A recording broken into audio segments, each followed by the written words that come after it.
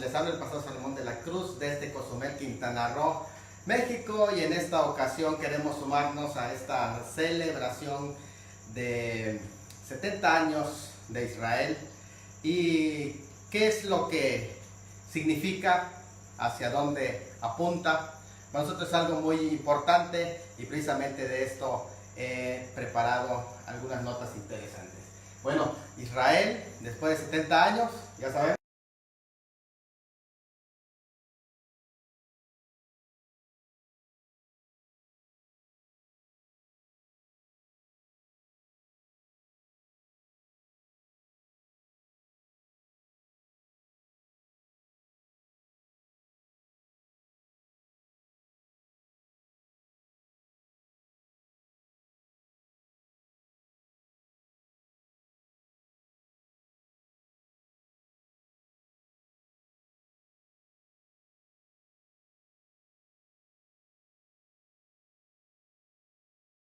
mejor dicho, 93% de lo que ellos producen es ellos mismos lo consumen, es decir, de todo lo que ellos consumen a nivel mundial se produce allá en Israel, y esto es algo muy interesante.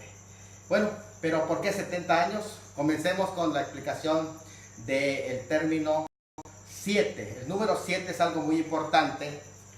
No tenemos todo el tiempo para hablar del número 7, se requería de otro programa, pero entendemos que el número 7, por lo menos se habla de los 7 días de la semana que al cerrar se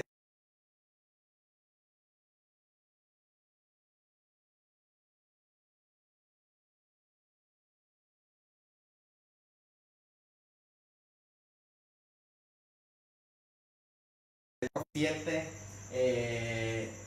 sellos, 7 trompetas, 7 copas, también se habla de 7 espíritus de Dios, y de igual manera de las 7 fiestas. Entonces es interesante que estamos hablando ahora no de 7, sino que estamos hablando de 70. Y bueno, para eso también me gustaría que todos nosotros vayamos a entender lo que es el número 70, para que entendamos que hay un mensaje, sí, existe un mensaje simbólico muy interesante, porque en primer lugar es el múltiplo de 10 veces 7. El 7, recuerden que es plenitud, y el 10 es totalidad. Entonces, al multiplicar 7 de plenitud y 10 de totalidad, nos da los 70. Y se mencionan 70 miembros de la familia de Jacob en Génesis 46, 27, 70 ancianos de Israel en Éxodo 24, 1, el exilio de 70 años en Jeremías 25, 11, que ahí se nos menciona, y también podemos ver que hay 70 semanas proféticas en Daniel 29, 24 a 27, que es interesante esa temática. También el envío de los 70 discípulos en Lucas 10, 1, y el perdón dado 70 veces 7. Entonces el 70 es un número muy interesante en las Sagradas Escrituras. Pero además de esto, algo muy interesante es que son 70 naciones las mencionadas en Génesis 9, 19, de los 90 hijos o nietos de Noé. Son 70 naciones, es decir, que en ese capítulo 9, 19 conforman básicamente todo el inicio de las naciones modernas como las conocemos hoy, ¿verdad? Y es interesante porque también en el libro de Números 29, 1, Números 29, 17, 20, 23, 26, 29 y 31, aparece también que eran ofrecidos en la fiesta de Sukkot. En la fiesta de Sukkot se mencionan que eran ofrecidos también 70 bueyes. Es muy interesante esto porque en el versículo 36, que también es parte de los sacrificios, cuando las naciones ya básicamente estén unidos, la fiesta de los tabernáculos de las cabañas son las fiestas de las naciones. Por eso es precisamente que en Sukkot se ofrecen 70 sacrificios, y es el número de bueyes que representa a cada una de las naciones, las cuales son mencionadas en Génesis capítulo 9, versículo 19. Entonces representa el amor de Dios por las naciones. Por lo tanto, aquí en el número 70 se nos está hablando también de la importancia que tiene el alcanzar a las naciones para Cristo en este periodo de tiempo. Levítico 23 y Deuteronomio 16 también se habla de este hecho tan interesante. Miren algo interesante más. 70 años hay del nacimiento de Cristo a la destrucción de Jerusalén, mejor dicho, al sitio. Ya después viene la destrucción de Jerusalén en el año 70. El 14 de mayo de 2018 se cumplieron 70 años en el calendario gentil, es decir, hoy, desde la restauración del Estado de Israel. Eso es importante que nosotros entendamos, no la fundación del Estado de Israel, sino la restauración, como vamos a ver, aunque termina el 13 de mayo del 2019, porque el 14 de mayo del 2019 inician ya 71 años para la nación de Israel. Es decir, que en este momento, en este día, estamos comenzando el cumpleaños número 70, que van a durar 365 días. Todavía, durante todo este año, estaremos en el cumpleaños número 70 de Israel. Y esto es algo muy interesante también que debemos saber, porque esto nos lleva a dos pasajes interesantes. Así rápidamente para que conozcamos esta historia. El primero, se habla de dos generaciones. La generación de la higuera seca y la generación de la higuera que reverdece. Cuando nosotros estudiamos el libro de Mateo, que Mateo es un libro que se enfoca a los judíos, al pueblo de Israel, encontramos en Mateo 21, 18 al 19, previo a lo que es la entrada triunfal, porque esto es algo muy importante. De hecho, es tan importante porque está a punto de tener cese ya, de cerrarse básicamente al punto de cerrarse ya las primeras 69 semanas de Daniel capítulo 9. Es decir, es en ese momento que estaba ya a punto de cerrarse las primeras 69 semanas que se cerró en la entrada triunfal justamente. ¿Cuándo sucede este hecho en Mateo 21, 18 al 19, que es la maldición de la higuera? Para que se esté, está en Mateo 21, 18 al 19 y dice de esta manera: por la mañana, viendo la ciudad, tuvo hambre. Fíjense, está hablando, volviendo a la ciudad tuvo hambre. Está hablando de Jerusalén, y viendo una higuera cerca del camino, vino a ella y no halló nada en ella, sino hojas solamente, y le dijo: nunca jamás nazca fruto de ti, y luego se secó.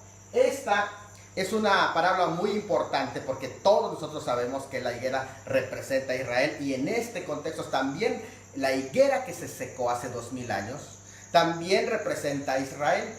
Es una higuera que no dio frutos y que todo el capítulo 23 y aún el capítulo 24, donde luego se cuenta otra parábola de la higuera que reverdece, todavía sigue perteneciendo a Israel. Es decir, esta higuera que se secó por no dar fruto cerca del cumplimiento de las 70 semanas, porque se tuvo que detener el reloj profético de Dios y quitándole todos esos resultados a esa generación. Por eso dijo que iba a venir otra generación que sí iba a dar fruto, y que esa generación ya la está preparando el Señor para que dé fruto próximamente en la última semana que está por cumplirse. Por eso es que no se cumplió la última semana. ¿Por qué razón? Claro que hay muchas otras explicaciones del tiempo de los gentiles, pero también es importante saber que la razón por la que no se cumplió es por la dureza del corazón del pueblo judío en ese tiempo, que no dio fruto. Estamos hablando de los líderes, los representantes federales del pueblo judío. Y en este sentido se secó esa higuera porque no dio fruto. ¿Por qué la higuera se secó? Para que podamos ver la misericordia de Dios en esta parábola representativa. ¿Por qué decimos que es representativa? Porque es una representación del pueblo judío, y es la misericordia tan grande de Dios que no cayó directamente en ese momento sobre el pueblo de Israel, sino esperó hasta el año 70 para que entonces esa higuera completamente se mantenga seca, pero que después de 2000 años ahora viene a cumplirse lo que sigue del capítulo 21 al capítulo 24, lo que sigue en Mateo capítulo 24, dice: de la higuera aprender la parábola. Es decir, es otra parábola, porque ya no es la parábola de la generación de la higuera seca. La generación de la higuera seca fue la generación del primer siglo. Ahora tenemos a otra higuera, otra generación, la generación de la higuera reverdecida. Es decir, la misma higuera que se secó, ahora se encuentra reverdeciendo. Y en Mateo capítulo 24, 32 al 34 dice, de la higuera aprended la parábola. Cuando ya su rama está tierna y brotan sus hojas, sabed que el verano está cerca. Así también vosotros, cuando veáis todas estas cosas, conoced que está cerca la puerta. De cierto os digo que no pasará esta generación hasta que todo esto acontezca. ¿Cuál generación? No la generación de la higuera que se secó, que fueron los contemporáneos de Cristo, sino la generación de la higuera reverdecida, que son nuestros contemporáneos. Es decir, somos nosotros esa higuera, hemos sido testigos del reverdecimiento de esa higuera. Que podemos ver, ¿qué significa la higuera? Oseas 9:10 nos lo dice: como uvas en el desierto hallé a Israel, como fruta temprana de la higuera, en su principio vi a vuestros padres. De por sí los veía como una higuera.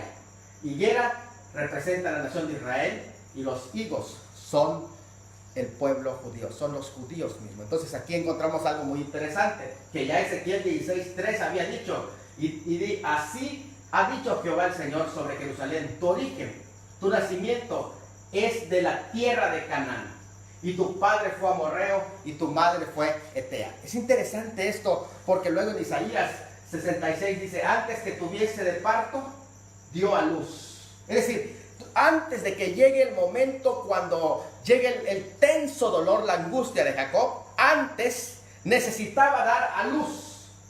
¿Qué iba a dar a luz? Antes que venga el Mesías. Porque acuérdense que el Mesías o el ungido está en dos sentidos: representando al pueblo de Israel y representando al Mesías, literal, al enviado de Dios.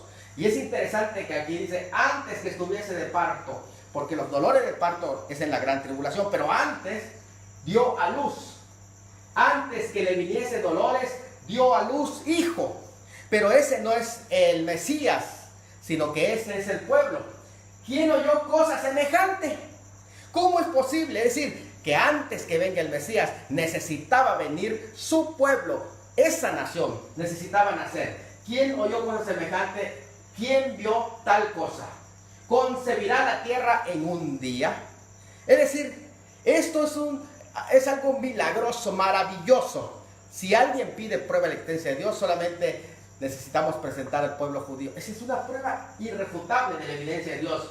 ¿Quién vio tal cosa? ¿Concebirá la tierra en un día? ¿Nacerá una nación de una vez? Pues en cuanto a Sión, y aquí es interesante que habla de Sión, porque hay mucha gente que en redes sociales, mal informada y siguiendo incluso documentos tan falsos que los historiadores mismos, incluso historiadores antisemitas, rechazan abiertamente, como los protocolos de los sabios de Sión, que algunos de los cristianos están pegándose a eso y haciendo su teología, entre comillas, cristiana, basados en un libro falso, con falsos datos, con falsos documentos, que incluso, escuchen bien, gente anti-israelí está declarando que es un libro falso. Historiadores, Interesante esto, Fíjense: nacerá una nación de una vez, pues en cuanto a Sión estuvo de parto, dio a luz sus hijos.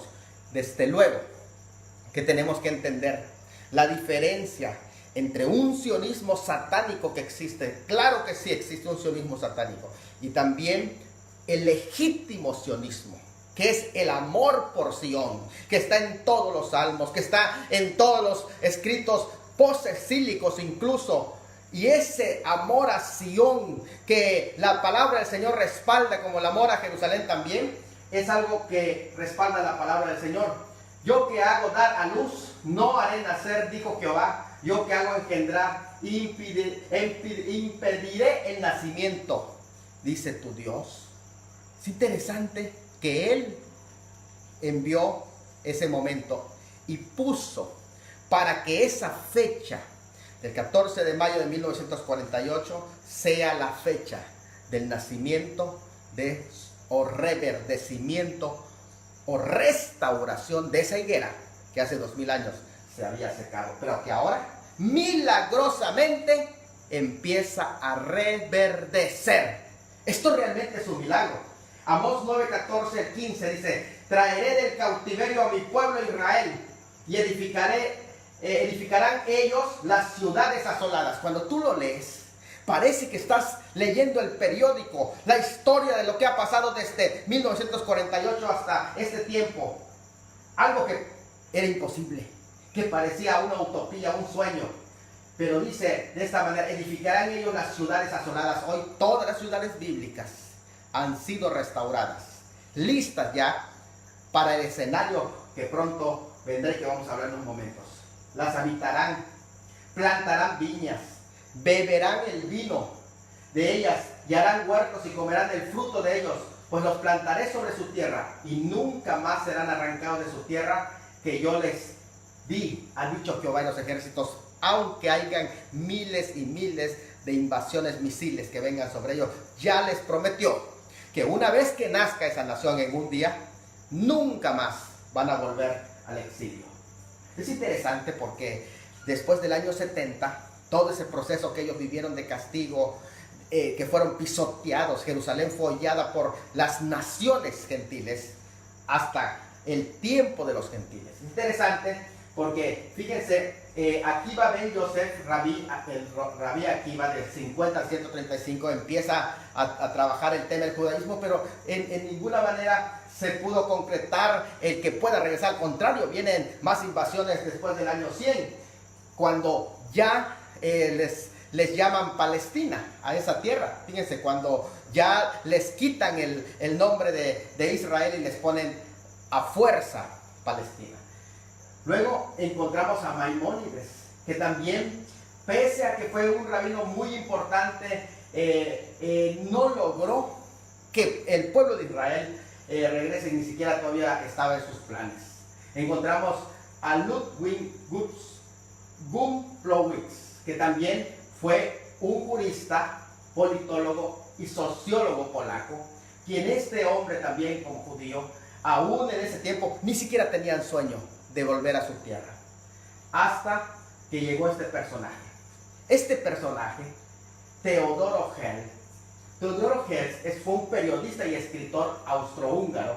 Este personaje, nacido en Budapest, estudió en una escuela judía hasta los 10 años, cuando fue enviado a una escuela laica que tuvo que abandonar debido al antisemitismo fuerte que había, porque ellos no tenían tierra, eran gente de ninguna parte. De esta forma se matriculó en una escuela evangélica. Vean el lugar que los evangélicos han jugado en el papel de llegar a apoyar al pueblo de Israel, porque ellos han entendido ese papel tan importante.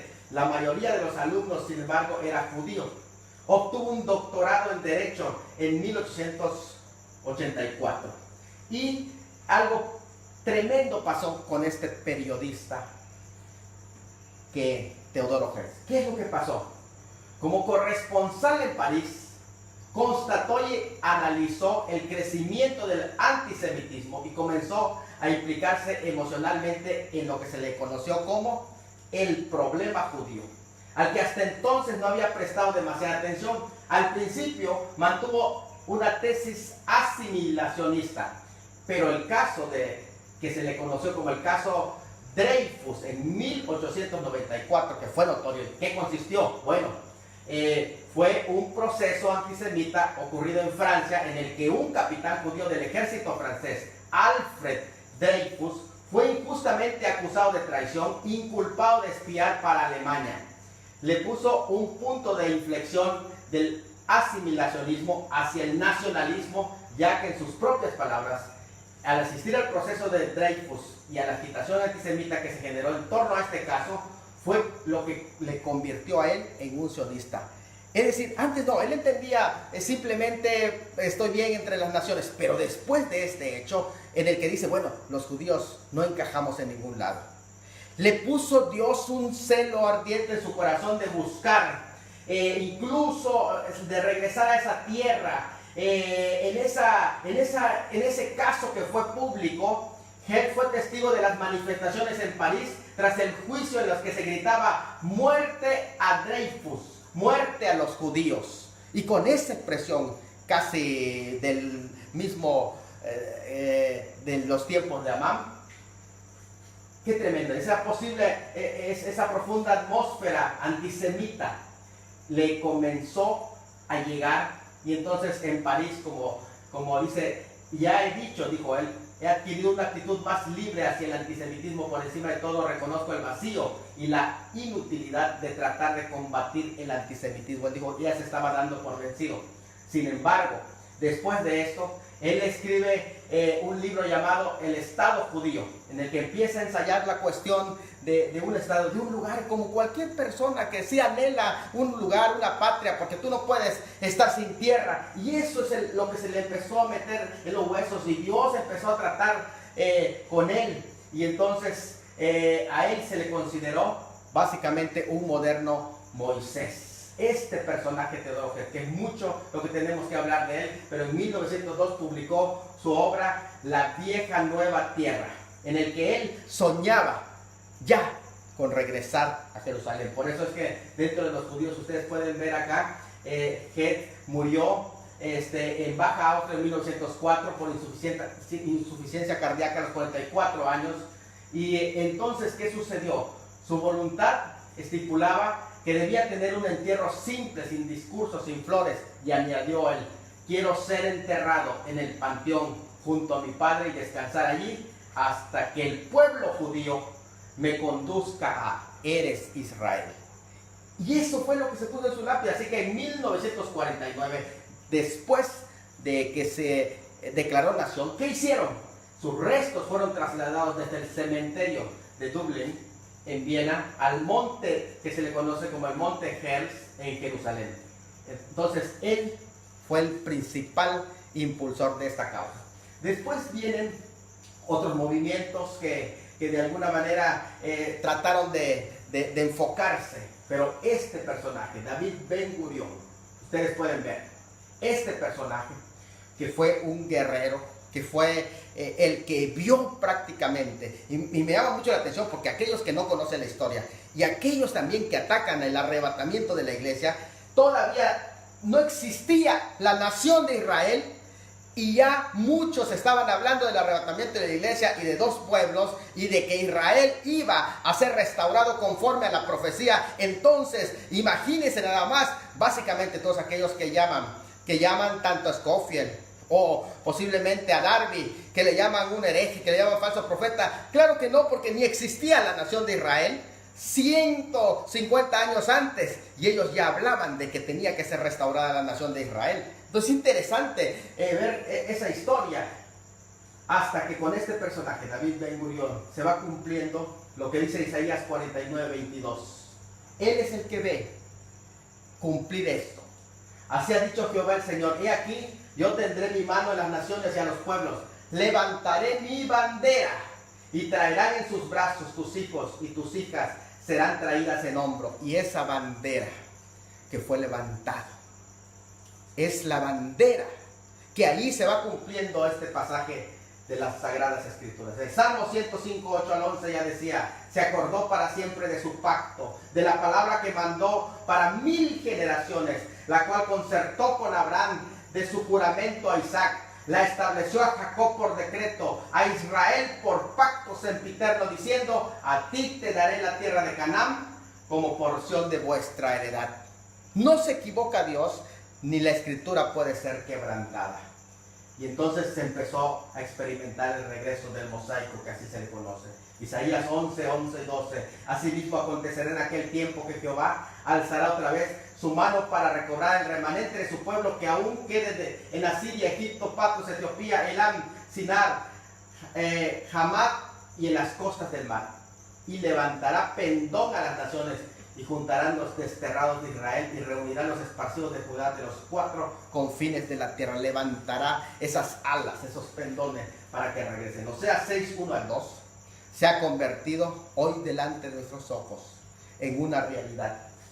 Dice Oseas 6, 1: venid y volvamos a Jehová, porque Él es el que arrebató a la primera higuera que se secó, arrebató y nos curará. Hirió a esa higuera y nos vendará. Encontramos las dos etapas. Primero, cuando Él nos dice volvamos a Jehová, porque Él arrebató eso que sucedió en el año 70, ahora viene a curar a esa nación. Es tan hermoso porque Él hirió en el año 70 por la rebeldía, por la incredulidad, por el pecado, pero ahora empieza también a vendar a ese pueblo para que empiece a pasar por un proceso de sanidad y esos huesos secos empiecen ya a formarse, aunque sean cadáveres solamente, y que le falte espíritu en ellos, pero ya empieza Dios a hacer la obra en ellos según Ezequiel 37. Ahora dice, nos dará vida, o sea, después de que junte esos huesos, nos dará vida después de 2 días. Es decir, después de 2 milenios, conforme al Salmo 90 y conforme a 1 Pedro capítulo 3, cuando habla del día del Señor. Nos dará vida después de 2 días. Y en el tercer día, es decir, en el tercer milenio, nos resucitará. Y eso todavía, aunque no se ha cumplido, pero pronto se va a cumplir, cuando sean resucitados ya espiritualmente, ya entre espíritu en ellos, y viviremos delante de Él. Por eso es esto que sucedió en el año 1917, cumplidos los 8 jubileos de 50 años de la profecía dada por Ben Judá, de todo ese tiempo que el imperio turco otomano tuvo, 400 años, de 1517 a 1917, el comandante británico toma el control de Jerusalén sin disparar, poniendo fin al control turco. Y los aliados de Gran Bretaña toman ese control y expulsan básicamente a el imperio otomano y comienza un nuevo jubileo de 50 años sin que nadie habite Jerusalén ni Israel. ¿Por qué no? Porque era un desierto, porque no existía nada, porque el petróleo todavía no se había descubierto, si no todos estuvieran peleando esa tierra, porque la razón por la que ahora están peleando es porque ya hay petróleo, ya se ha descubierto. Pero ¿qué pasó?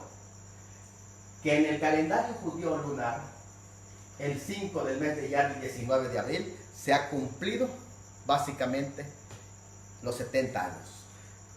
Y por eso es que las señales de la luna, por eso hablamos de las señales de la luna continuamente que representa al pueblo judío. Pero también en el calendario gentil, hoy 14 de mayo, se va cumpliendo esta señal. Y delante de nosotros se va cumpliendo literalmente Zacarías 12, 2 al 3, en todo este periodo de tiempo.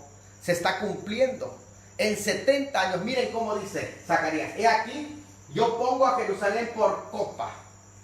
Es interesante cuando se dice que pongo a Jerusalén por copa. Por copa.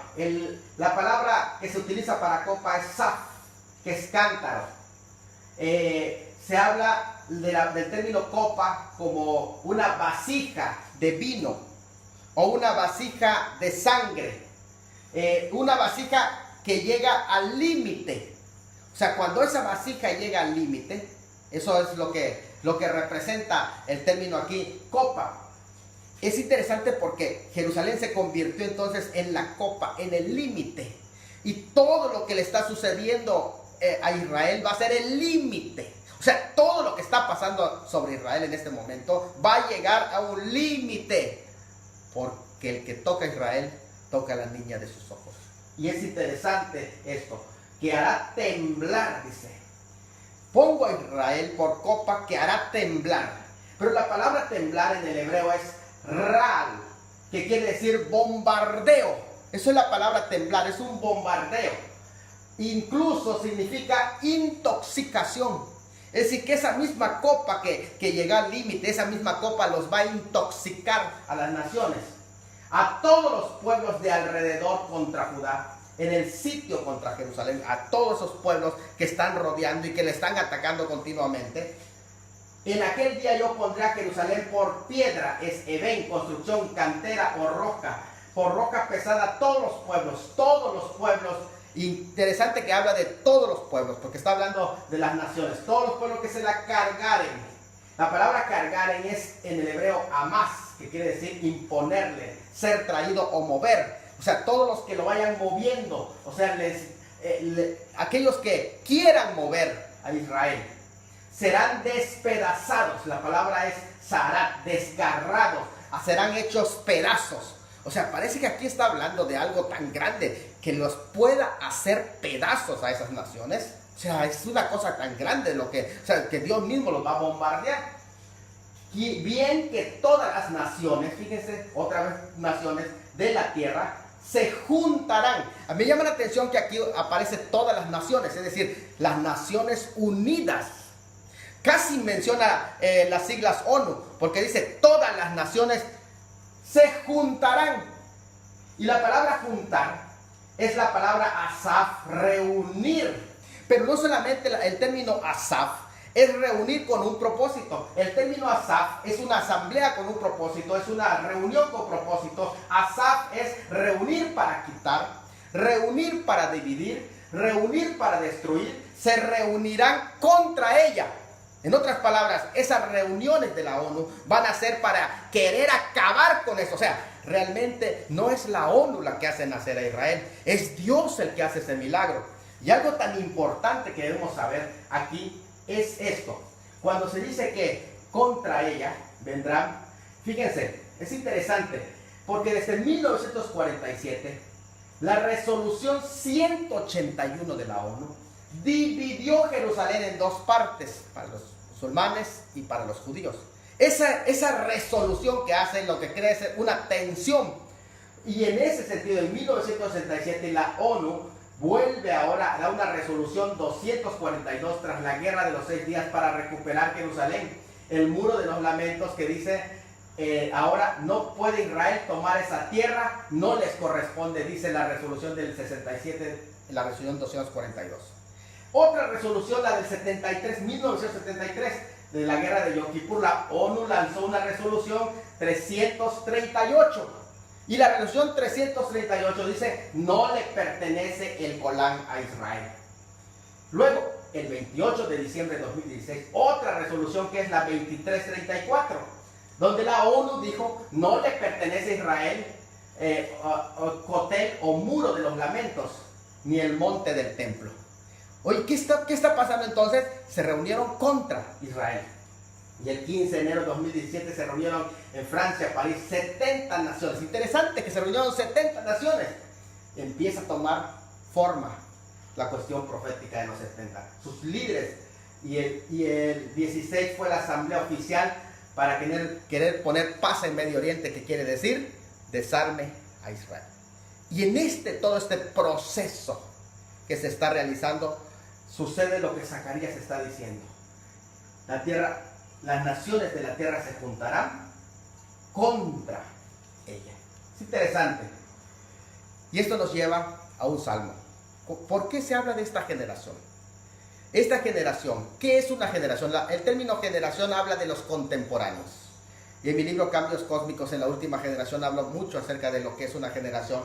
Pero aquí en el Salmo número 90, el Salmo 90:10, nos describe cuánto abarca más o menos una generación, porque no hay un número exacto, pero una generación. Los días de nuestra edad son 70 años. Y en los más robustos son 80 años. Con toda su fortaleza es molestia y trabajo, porque pronto pasan y volamos.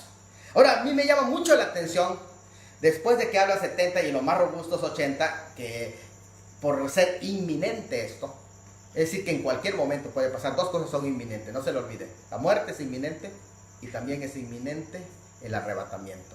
Pero aquí está hablando de la muerte, porque ese es el Salmo 90, que está hablando de la muerte. De hecho, es un salmo que se entonaba en la muerte, es el único salmo de Moisés. Pero también dice, porque pronto pasan y volamos. Pero el término volamos me llamó muchísimo la atención. Que al pasar los 70 y los 80 años, máximo, dice, pronto pasan y volamos. El término volamos es up, que quiere decir voló, volarán, cansó, volar, resplandecer, incluso desmayar, pero resplandecer o volar. Y esto también me llama mucho la atención. ¿Por qué me llama la atención? Me llama la atención porque hay una palabra que nos muestra en la escritura acerca de volar. Y precisamente cuando se habla de volar, dice, ¿quiénes son estos que vuelan? En Isaías. En Isaías se nos habla de ese volar.